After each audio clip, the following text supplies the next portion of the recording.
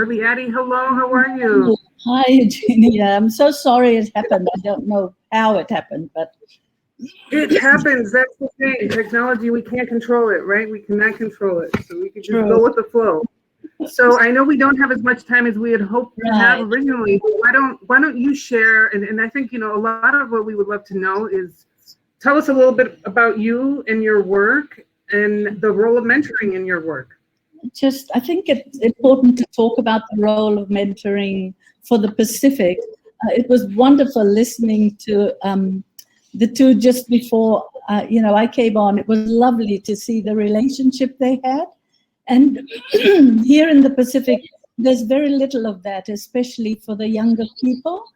And given that we're 22 different countries and different cultures, mentoring happens mainly with people who already are in positions on their leadership journey. So, I would like to see more mentoring beginning from our young girls, like we do with the Vital Voices programs that Vital Voices runs. Yeah, and that's it. I live in Samoa on a very small island, and most of the island countries are very small. So getting around the Pacific is difficult right now. Very difficult with lockdown and nobody traveling. So there's a lot happening like this. Um, yes, it's very, very different. Like I said, we don't have that mentorship relationship like I saw just now. It's not really, they're not programs where it's, we're actually doing a mentoring program. We just move into one. But I've been involved in mentoring through the University of Hawaii and a program in Australia, and that's mentoring people already in leadership positions in the Pacific. And it's just very important for mentors to work with the mentees and just giving them the courage to step up and understand that they can do it as well as the men can.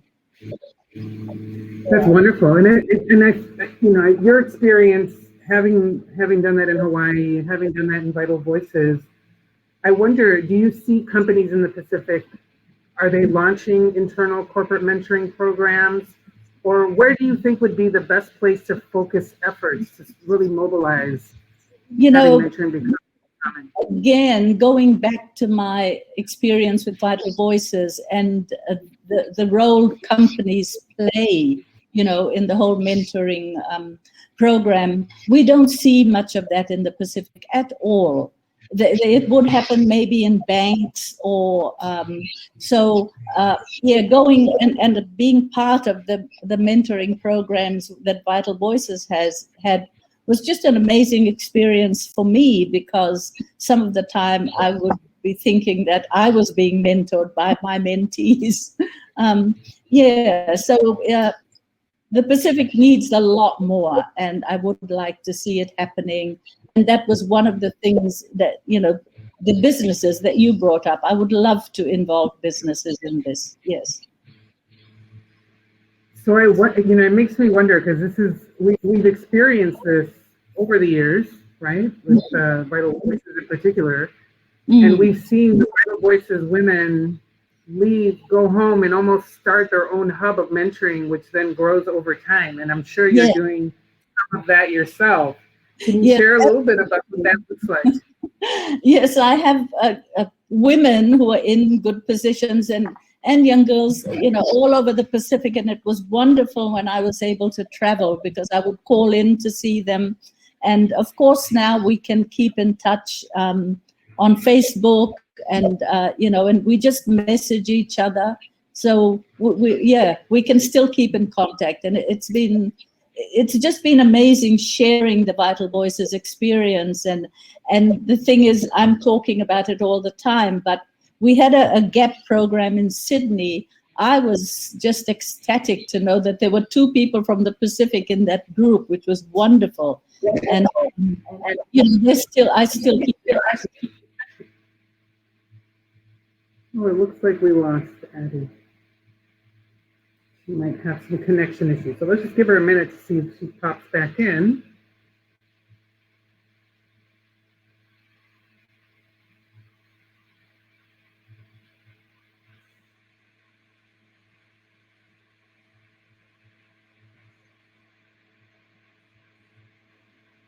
Oh, I'm sorry. I don't know what happened. No worries.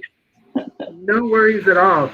I wonder, can you share with us, because it is something that's important to understand, and I don't think mentoring comes in the same shape and form everywhere around the world, right?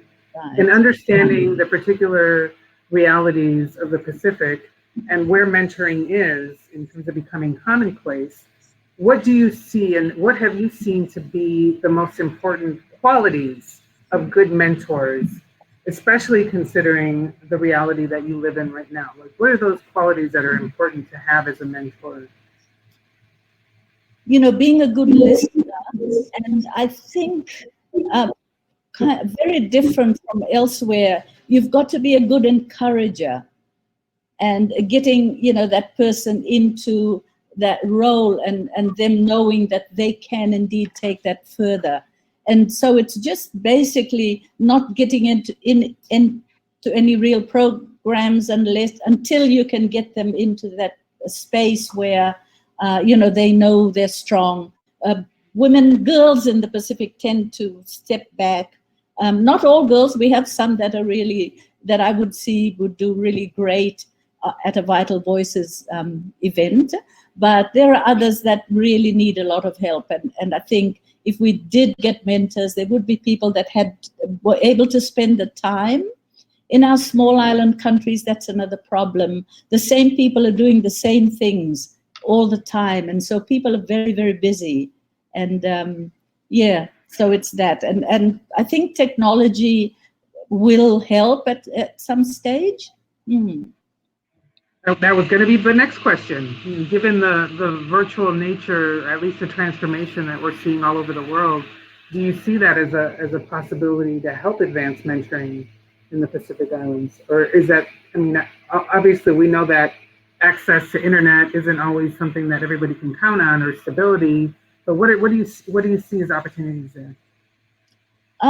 Yes, definitely. We do a lot of Zoom meetings.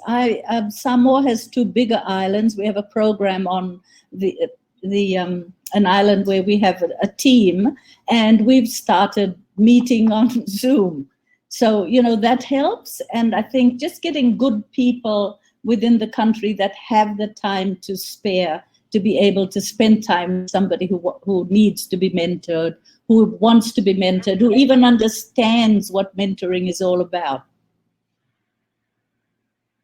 And from your experience, so if we were talking to other women in countries where mentoring is even less advanced, or they're really seeing an opportunity to even plant the seed of the importance of it, what recommendations do you have for that on the advocacy and getting them to see the importance of mentoring?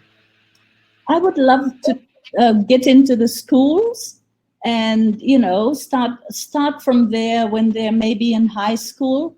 And in fact, I'm having a conversation with one of my staff members right now about doing some mentoring at our national university and just helping the young people to be prepared for when they leave and, go overseas and study further, and starting a mentoring program there. I was just waiting for someone to help me start it. I love it. And I think it's really that legacy, right, of taking what you've learned and the experiences that you've had, sharing it with others, planting that seed, continuing to cultivate that. And I'm sure you're gonna achieve a lot with that, Addie, and everything that you do and all of your commitments. Thank you so much for joining us today. Thank you so much for giving me time. And sorry. Our pleasure. Our pleasure. And thank you all. Yeah, and thank you all to the audience for joining, for the organizers. It's been a wonderful conversation. We hope that if you're not mentoring, that you start mentoring. If you don't have a mentor, reach out. Really reach out. Take advantage of the opportunity. It's a wonderful thing.